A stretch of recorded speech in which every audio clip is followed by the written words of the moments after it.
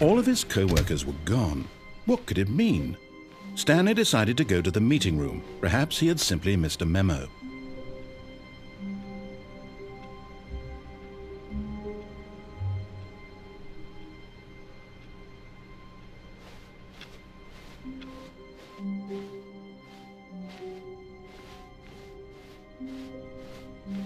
When Stanley came to a set of 2 open doors, he entered the door on his left.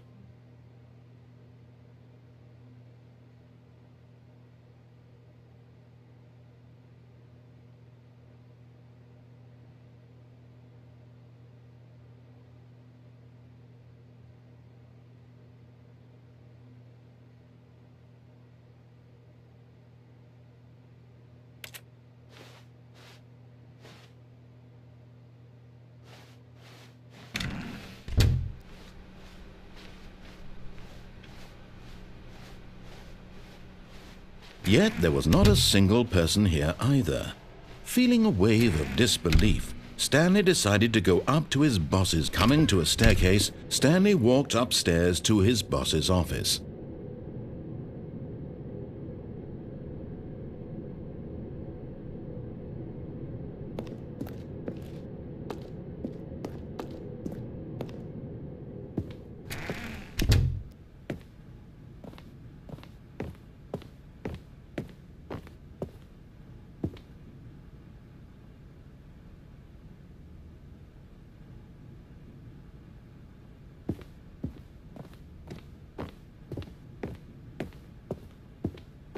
Stepping into his manager's office, Stanley was once again stunned to discover not an indication of any human life.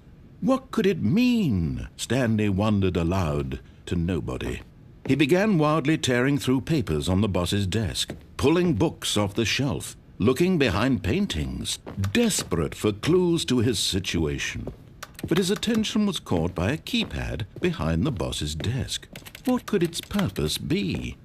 In fact, this keypad guarded the terrible secret that lay buried below his feet, and so the boss had assigned it an extra secret PIN number, 2845. But of course, Stanley couldn't possibly have known this.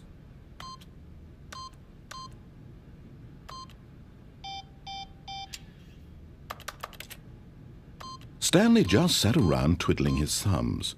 Trying to input anything on the device was useless, since he could never possibly know that the combination was 2845.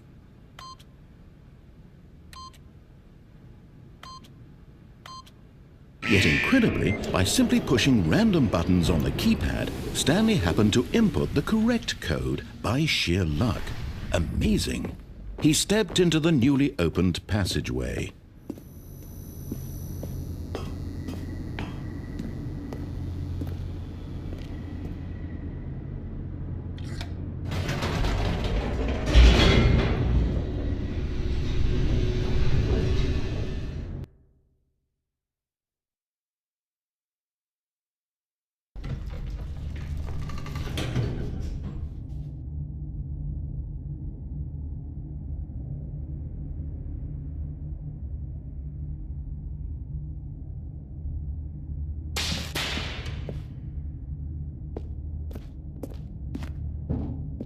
Stanley walked straight ahead through the large door that read Mind Control Facility.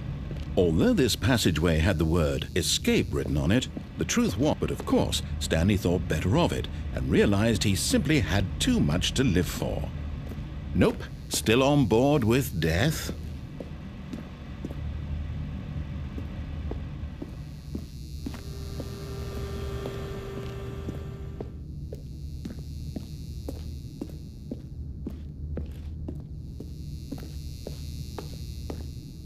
The door behind him was not shut. Stanley still had every opportunity to turn around and get back on track. At this point, Stanley was making a conscious, concerted effort to walk forward and willingly confront his death.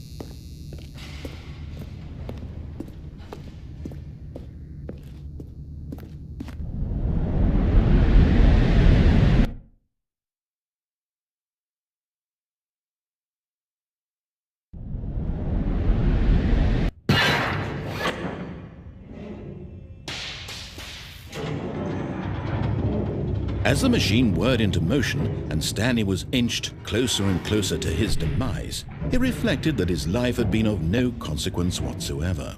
Stanley can't see the bigger picture. He doesn't know the real story, trapped forever in his narrow vision of what this world is. Perhaps his death was of no great loss, like plucking the eyeballs from a blind man. And so he resigned and willingly accepted this violent end to his brief and shallow life. Farewell, Stanley.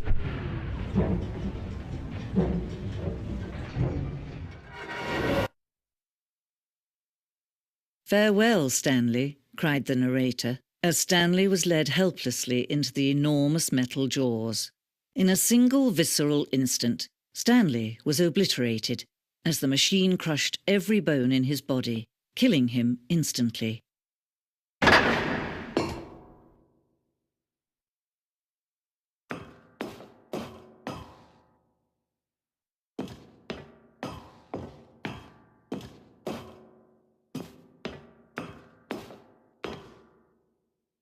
And yet it would be just a few minutes before Stanley would restart the game, back in his office, as alive as ever.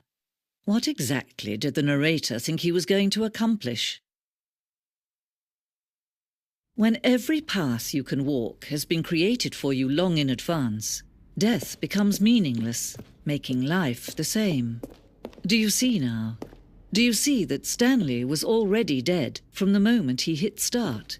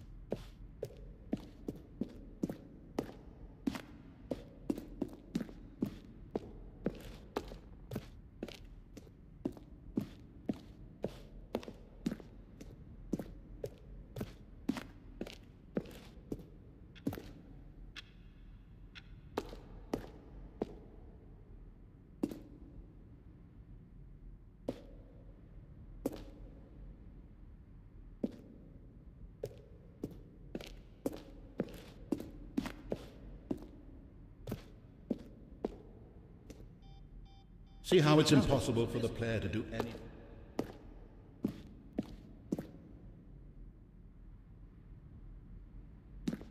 Intuitively, if you had even the most fundamental understanding of good and bad game design. But of course, you being you, you'll probably spend the next hour trying to solve it. Here, I'm just going to make this easy on you. And the number 9. Stand.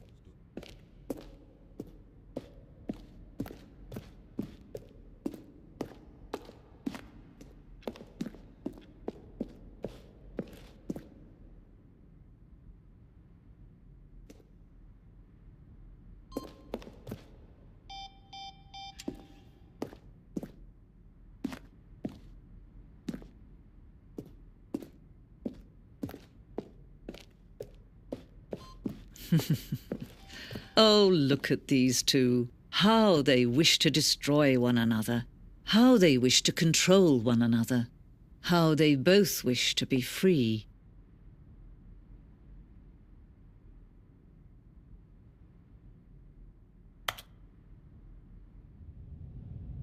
Can you see? Can you see how much they need one another? No, perhaps not. Sometimes these things cannot be seen. But listen to me. You can still save these two. You can stop the program before they both fail. Turn off your Xbox. There's no other way to beat this game. As long as you move forward, you'll be walking someone else's path. Stop now and it'll be your only true choice. Whatever you do, choose it. Don't let time choose for you. Don't let...